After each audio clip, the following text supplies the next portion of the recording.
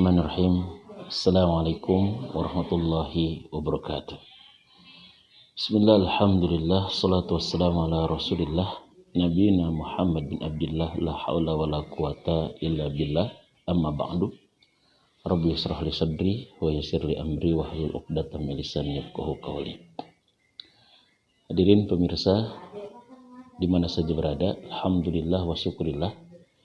Puji syukur kepada Allah Subhanahu wa taala yang senantiasa mencurahkan nikmat, inayah, hidayah kepada kita semua.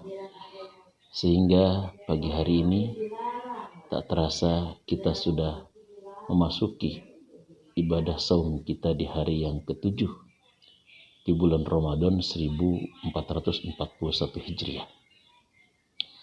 Mudah-mudahan ibadah puasa dan berbagai macam rangkaian di dalamnya senantiasa diterima oleh Allah sebagai ibadah dan amalan terbaik kita di hadapannya, dan semoga Allah senantiasa memberikan kekuatan dan kesempatan serta umur yang panjang dan sehat sehingga kita bisa menuntaskan Ramadan kita sampai selesai. Dalam kesempatan ini saya ingin menyampaikan tentang Ramadan sebagai bulan multifungsi, multi manfaat, multiguna. Ketika kita akan membeli sesuatu, membeli obatkah, membeli barang-barang elektronika, atau membeli apapun, di samping harga tentu kita akan melihat tentang fungsinya. Yang kita ingin tahu pertama adalah fungsinya. Untuk apa obat ini fungsinya? Untuk apa alat ini fungsinya? Ketika memiliki fungsi yang besar, fungsi yang hebat, fungsi yang dahsyat, bagi orang tertentu, harga tidak menjadi masalah. Misalkan ada jamu memiliki fungsi tolak miskin. Walaupun satu gelasnya 500.000, sepertinya akan dibeli, akan diminum oleh seseorang atau oleh kita karena fungsinya tolak miskin. Masya Allah. Atau kita beli pil misalkan 1 butir, apa fungsinya, kegunaannya? Kalau minum pil ini akan sehat, cerdas, bisa hafal Quran dalam waktu 1 bulan. Masya Allah. Kita pun akan membeli pil itu walaupun mahal. Nah, Ramadan adalah bulan yang multifungsi, multi manfaat, multiguna. Ibnu Rajab Al-Hambali di dalam kitab beliau Lataiful Ma'arif, ketika membahas tentang bulan-bulan dalam Islam, beliau menggunakan kata wazoib, yang ini merupakan jamak dari kata wazifah. Tentang bulan Ramadan, beliau mengungkapkan tema tentang Ramadan adalah wazoibu syahrir Ramadan, fungsi-fungsi bulan Ramadan. Karena makna wazoib yang diambil dari kata wazifah, saya lihat di dalam kamusnya Al-Munawwar, itu salah satu maknanya adalah fungsi. Terinspirasi dari situ, maka saya ingin menyampaikan dalam kuliah singkat ini tentang fungsi Ramadan. Jadi Ramadan adalah merupakan bulan multifungsi. Dari sekian fungsi Ramadan, saya ingin menjelaskan tentang 5 fungsi Ramadan.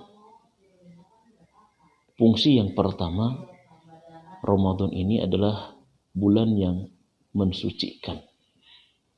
Fungsi membakar. Karena makna Ramadan itu artinya sendiri adalah panas. Karena memang bulan Ramadan pada saat itu terjadi pada saat musim panas. Dalam konteks ini, bagi kita yang berpuasa di bulan Ramadan, maka Ramadan punya fungsi pembakaran. Bukan membakar lemak, tapi lebih dahsyat daripada itu, yaitu membakar dosa-dosa kita. Makanya saya sering mengatakan bahwa bulan Ramadan itu bukan hanya bulan suci, tapi Ramadan itu adalah bulan yang suci dan juga mensucikan. Tohirun mutahhirun, suci mensucikan.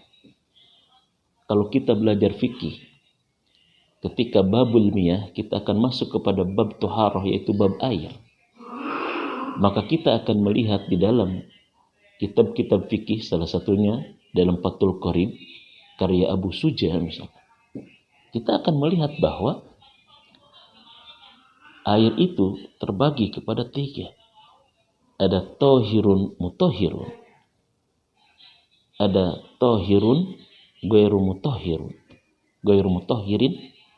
ada air ada air mutanajjis. Jadi ada air yang suci mensucikan, ada air yang suci tidak mensucikan, ada air yang terkena najis. Nah, air yang suci mensucikan ini adalah air mutlak. Bukan hanya airnya yang suci, tapi dia bisa mensucikan. Bisa dipakai berwudu, bisa dipakai bersuci bagi kita yang mau melaksanakan sholat atau ibadah lainnya. Nah, Ramadan pun begitu. Dia bukan hanya bulannya yang suci, tapi bulan ini adalah bulan yang mensucikan bagi siapapun orang beriman yang mau memanfaatkan dan menjalankan seluruh ibadah di dalam bulan itu. Kenapa saya katakan Ramadan adalah bulan yang suci dan juga mensucikan? Di samping Ramadan adalah bulan suci, pada bulan itu Allah turunkan kitab suci. Syahrul Ramadan alladzi unzila fihi al-Qur'an. Bulan Ramadan adalah bulan yang diturunkan di dalamnya Al-Qur'an. Jadi kitab yang suci yang dibawa oleh makhluk Allah, yaitu malaikat Jibril atau ruh, malaikat yang suci, dan turun di bulan suci, ini akan menambah kualitas kesucian Ramadan. Dan kalau kita baca hadis-hadis tentang Ramadan, semuanya adalah amalan Ramadan mensucikan. Man shoma Ramadana imanan wa ihtisaban ghufira lahu ma taqaddama min dambi. Barang siapa yang berpuasa di bulan Ramadan dengan penuh keikhlasan, pengharapan kepada Allah dan keimanan, ghufira lahu ma taqaddama min dambi, maka akan diampuni baginya dosa-dosa yang telah lalu yang dikerjakannya. Mensucikan. Puasanya mensucikan. Hadis lain mengatakan, man qama Ramadana imana wa ihtisaban ghufira lahu ma taqaddama min dambi. Barang siapa yang qoma di sini menjalankan ibadah-ibadah di Ramadan, qiyamul Ramadan, salat tarawih, salat tahajudnya, baca Qur'annya, ataupun ibadah-ibadah lainnya di Ramadan, maka ibadah seluruh kita di Ramadan adalah ghufira lahu ma taqaddama min dambi, punya fungsi mensucikan dosa-dosa kita yang telah lalu. Ada lagi hadis lain mengatakan, man qama lailatul qadar, barang siapa yang menghidupkan malam Lailatul Qadar, ghufira lahu ma taqaddama min dambi, maka diampuni seluruh dosa-dosanya yang telah lalu, yang telah dikerjakan. Masya Allah. Jadi semua amalan kita di Ramadan, puasanya, qiyamul Ramadan, tarawihnya, qiyamul lailnya di Ramadan, baca Qur'annya, sedekahnya, dan apapun yang kita lakukan di Ramadan punya fungsi pertama adalah fungsi mensucikan, fungsi membersihkan, fungsi membakar dosa-dosa yang kita lakukan.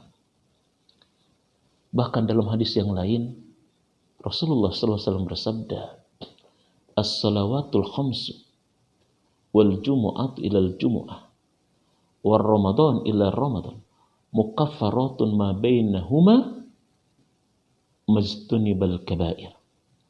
Salat 5 waktu, Jumat 1 kepada Jumat yang lainnya, Ramadan 1 kepada Ramadan yang lain, itu menjadi kafarat, penghapus, pembersih, pencuci terhadap dosa-dosa yang kita lakukan selama kita menjauhi, meninggalkan dosa-dosa besar.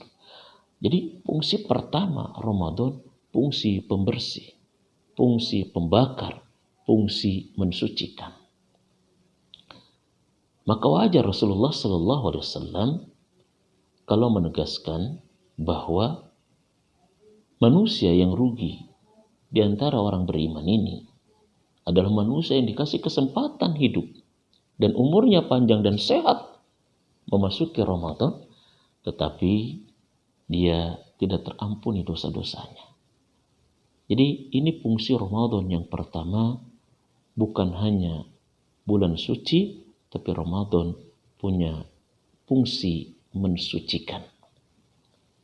Inilah momentum kita yang banyak dosa selama 11 bulan yang lalu. Mari kita lakukan amalan-amalan Ramadan dengan sebaik mungkin, imanan wa ihtisaban, sehingga amalan itu mampu mensucikan, membersihkan, membakar dosa-dosa lalu yang kita lakukan. Bahkan ada riwayat yang lain, bukan hanya dosa yang lalu, tapi dosa setahun yang akan datang pun Allah ampuni.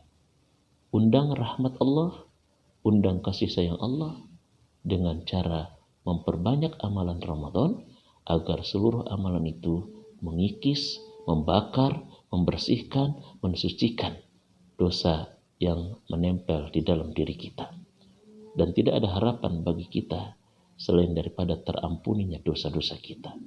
Terampuninya dosa dan diterimanya amal merupakan syarat Allah masukkan kita ke dalam surga.